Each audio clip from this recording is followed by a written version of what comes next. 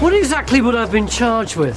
Well, you're a scold, and that Scold? Yeah, that means more than just being an annoying, disruptive person.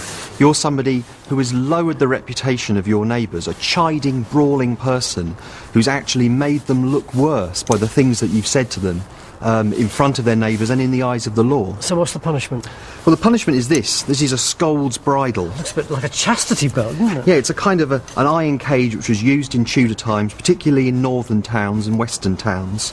And this fits over your head like this. And this bit goes on top of your tongue. Yeah. So when that goes on your tongue and you're paraded round in front of your neighbours, not only can you actually physically not speak, but it's a sign to everybody else that you and others like you are to keep your tongue still in the future. This hook goes through here, and then we're done. So how do you feel now? Oh, it's uncomfortable. Yeah, well, that's the general idea, I think. So now, with this rope through there, quite literally leads you by the nose. Yeah, it's supposed to hurt. You're right. Come on. What makes it so horrible is that it was the whole community, neighbours you'd have to live with afterwards, who took the punishment into their own hands and let you know what they thought of you. That makes him dizzy all the time.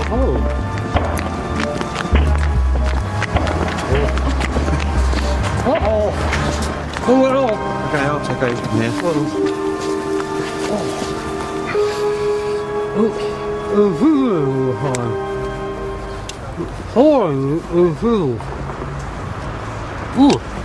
God, so you're pouring with dribble. How do you feel about scolding now? Oh, God, I tell you, it just makes you so irritable. Yeah. These guys are dragging you along, and this thing's jerking on you all the time. They were shoving me all the time. I just wanted to deck them. But this thing here, sorry, it's fairly disgusting now. It's sort of pressing down on your tongue and jamming in, and it depends really on how taut this rope is as to how much pain you're in, actually. Oh, I've just dropped this thing. You can get rid of that for a start. It's so irritating. I can't. Well, this is what got you into trouble in the first place, this attitude.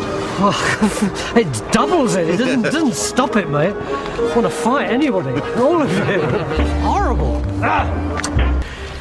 If the scold's bridle hadn't worked and I was as disruptive as ever, then there was another punishment that they could use, which seems to me to be infinitely worse. We've got half a dozen fierce-looking blokes here, and this long metal pole and this pivot in the middle. It's a ducking stool. Was this an old form of punishment? Yeah, the ducking stool dates back to Norman times, and you'd have had one of these in most communities. And the idea was that all sorts of antisocial men and women would be ducked. But by Tudor times, it's a punishment specifically for a scolding woman like yourself. Well, surely there weren't more stroppy women in the Tudor period than any other period. Well, there's definitely a sense that people are more obsessed with order by the Tudor period, and that often in communities women were particularly the focus of that. Why this particular punishment? Well, the idea is that you'd be ducked in the water, and this will cool your hot tongue and tame your unruly ways, and that the whole village will turn out to watch this happening to you. So there really would have been this many people here? Oh yeah, you wouldn't have missed this for the world in Tudor times. This was a big day out for everybody. I'd miss it for the world. I nearly hit that tree. How are you feeling now? Silly question. Ever the scold? Well, I've got nothing to lose now, have I? Ah!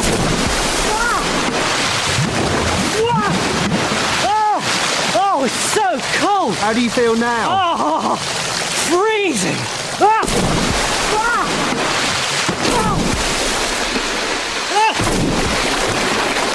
Oh! Oh, it's so cold! Oh! Oh! That's the coldest I've ever been. I surrender. You feel corrected? Yeah, I'm absolutely corrected. Oh, can you get this belt off me? Oh! I'll be demure and quiet and well behaved forever from now on. Right, we'll hold you to that.